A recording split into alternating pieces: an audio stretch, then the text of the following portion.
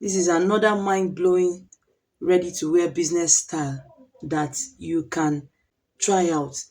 It's an everyday style for anybody. You can wear it anyhow you want.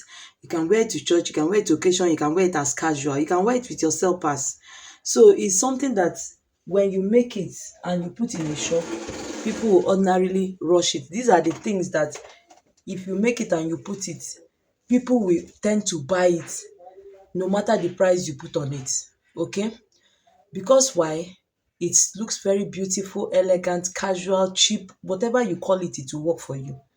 But there is a pattern to how to make this gown, and that's what I'm going to be talking about today. In as much as you are looking at it, you think it's very simple.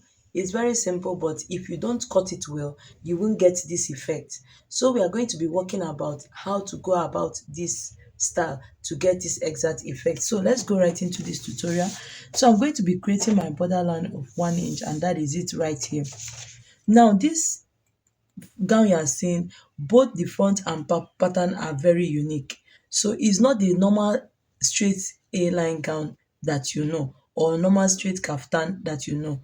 Watch and see what I did. If you try it out the way I put it now, you will get exactly the effect you are seeing on this screen.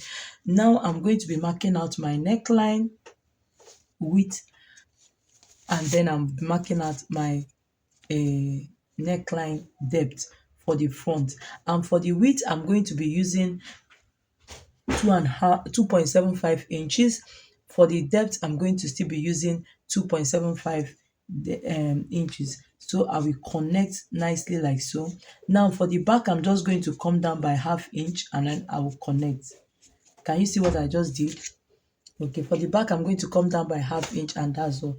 Now the shoulder is very unique. Look at that shoulder properly. Can you see that that shoulder did not end the normal place? Now when measuring your client,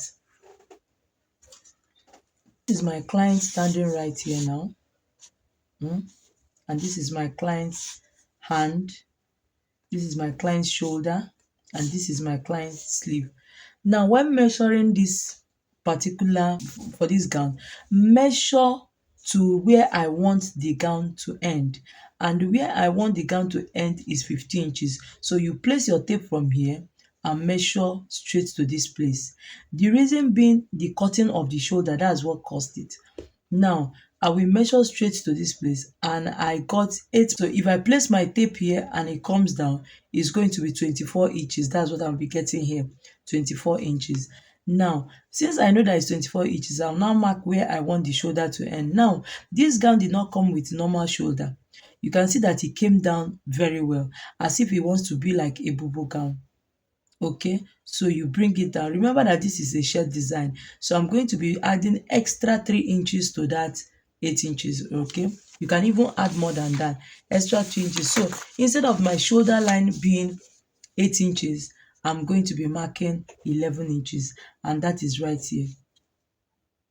Okay, so that 11 inches is what I'm going to bring straight line, and this is my bust line, which is 11 inches from the shoulder.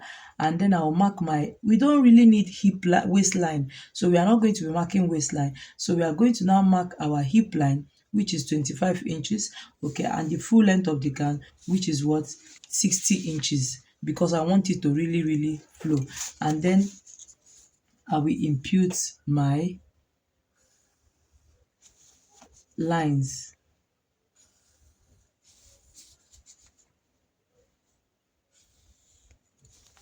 Okay, so you are going to bring it down. When marking for the shoulder, because of the kind of shoulder this place is, I want my sleeve length ordinarily, if this person's shoulder is 8 inches, I want my sleeve length to be 16 inches, right? So you are going to be adding 8 plus that 16 inches, and you are going to be getting 24 inches. So this shoulder is going to end 24 inches. But remember, this shoulder came as a shirt shoulder, oversized shirt shoulder. Can you see where it ended? So I'm going to be adding extra 4 inch to that shoulder line. Okay, so let's assume that this is my shoulder. From here to here, I measure my shoulder, which is 8 inches. But I'm now telling you that it didn't end at that 8 inches. It came down. So I'll be adding extra 4 inches to it, making 12 inches. And so my shoulder is going to be ending somewhere around here. Then the next thing I'm going to do, next thing I'm going to be marking is my slant.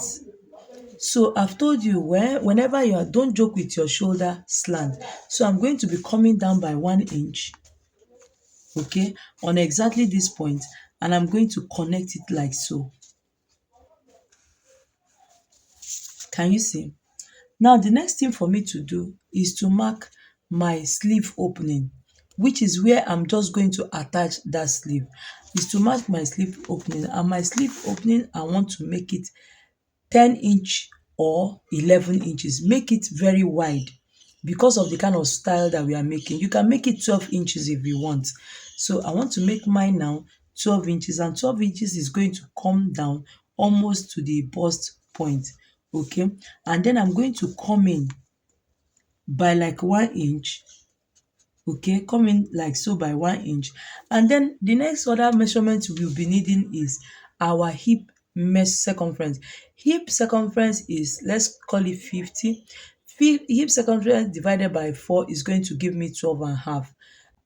12 and a half plus 1 inch seam allowance will be giving me 13 and a half. So that is what I'm going to be marking here. Okay, so when you come in by 2 inches or 1 inch here, you are going to just curve it out like so. Okay, and then you bring it straight down. Okay, whatsoever you get on this hip line is what you are going to be marking here. You bring it straight down. Now there's a particular thing I want to tell you about this measurement.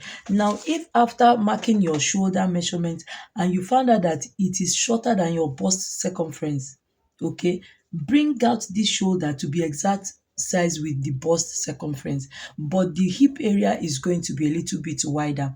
The reason being that if you look at this style, you will see that the bust area is a little bit fitted. All the whole flare came around the hip line.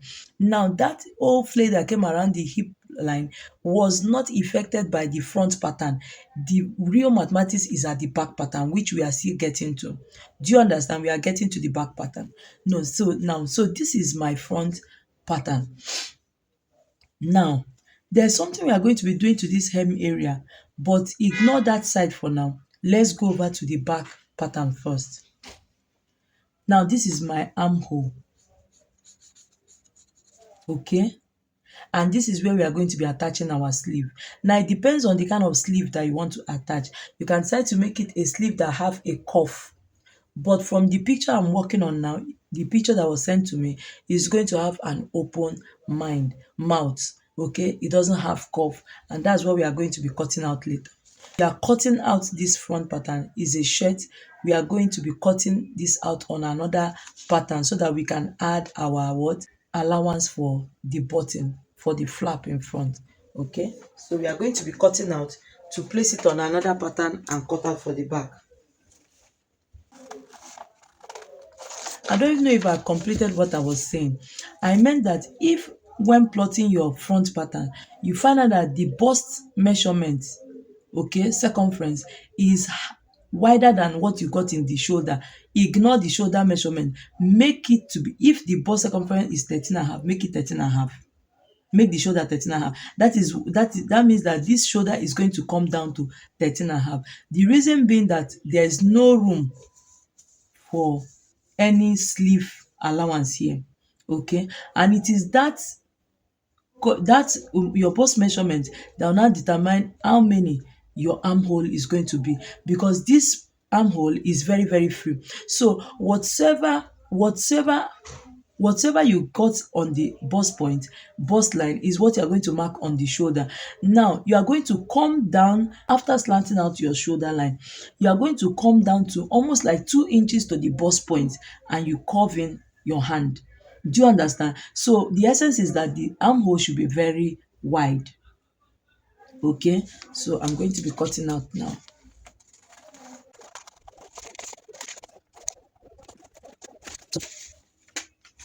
For the front pattern now, we are going to be measuring 2 inches inwards.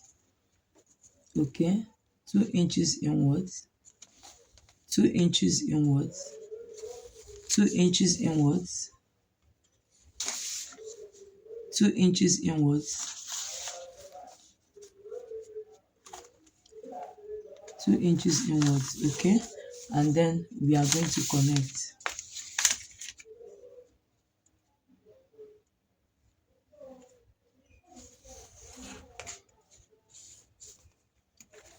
Okay, so now you are going to take this one that you worked on. I would have done it here, but I didn't want to start confusing us with this pattern. I wanted to explain this pattern very well. So now that we have done this one that we are cutting here is what is going to be our front pattern. Reason being that this is where the part that is going to carry our button. Do you understand? So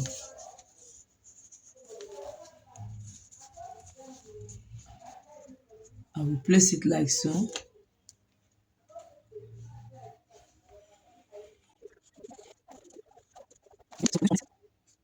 Nicely like so. And then I will always bend that flap, that allowance, bend it inside like so. Okay, bend it inside like so, and then I'm going to cut out.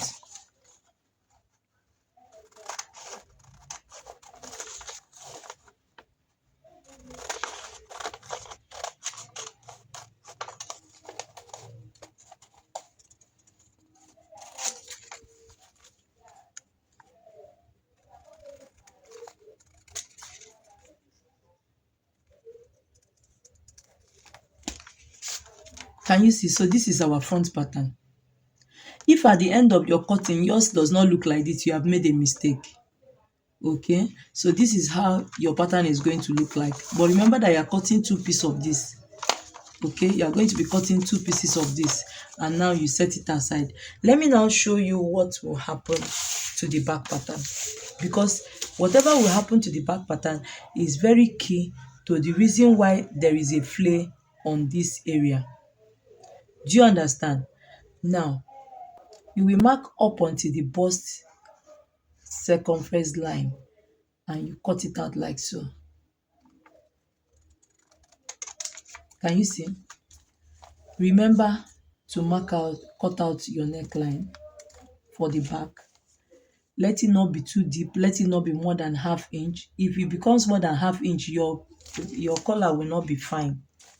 Now I will place my pattern on fold, okay, and cut out. Can you see? And cut it out.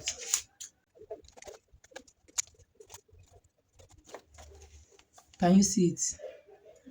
I've cut it out. This is the back. Okay. Unfold like so. Okay, this is the back. Now I'm going to be setting this aside now. For the lower part of the back, put your pattern on fold. Put your pattern on fold and measure 2 inches all through. 2 inches all through. 2 inches all through.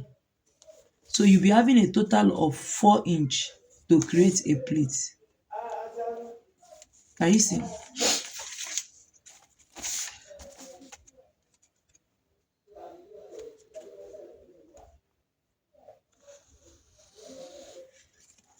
Okay, then you place your pattern.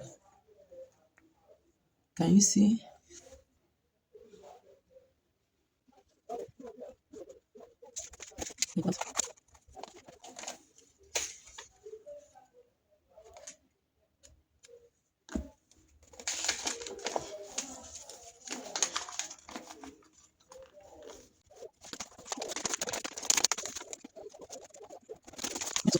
When you pleat it inside, you will have something like this.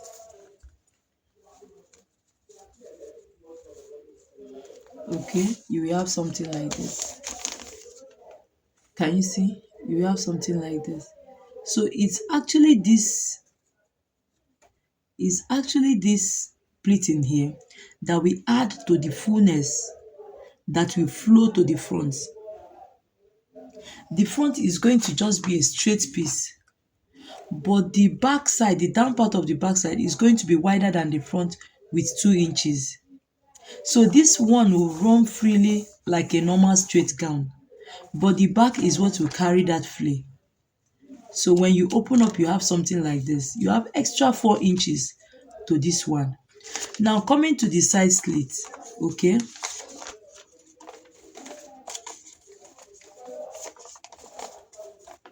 The side slit. You are going to place the down part and the front part. You are going to place the back part and the front part side by side. So it depends on where you want the slit to end. Some will want their own to go as high as the hip length. Some will just want it by the knee line. There's no problem. But the only problem is that this place must be curved. So I'm going to be coming in, measure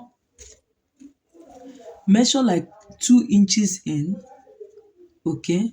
Or measure like 2 inches in, and then you mark, so that it will be a guide for you to curve out.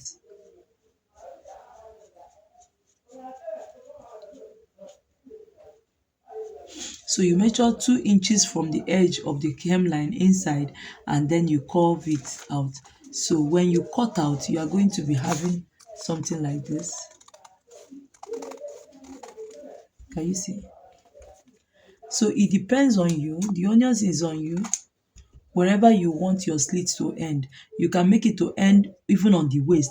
You can make it to end on the hip. You can make it to end on the waist. So however it is, this is what your back pattern is going to look like.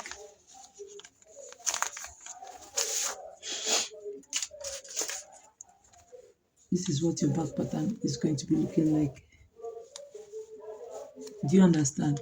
This is what it's going to be looking like, and it's going to be very beautiful. Okay, so this is actually the only thing. Now you're going to be cutting 2 pieces of this one and fold it in, and this is where your button is going to be. Then you apply your collar. Let's go over to the sleeve. Now the sleeve does not really have any problem. Now you are going to measure your sleeve length, which is from here to here. Okay, from here to here, and then just put your paper on fold. That's all.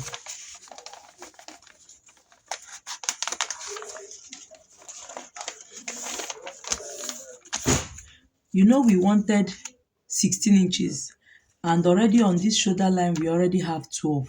So 16 minus 12 is already 4 inches. So this sleeve length is going to be 12 inches plus 2 inches hemming allowance.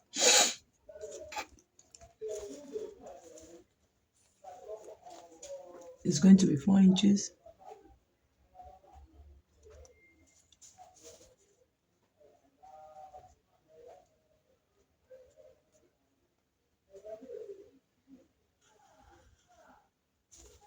You understand? So it's going to be 4 inches plus hemming allowance.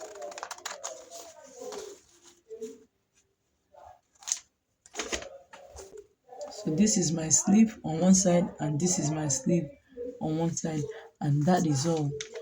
And then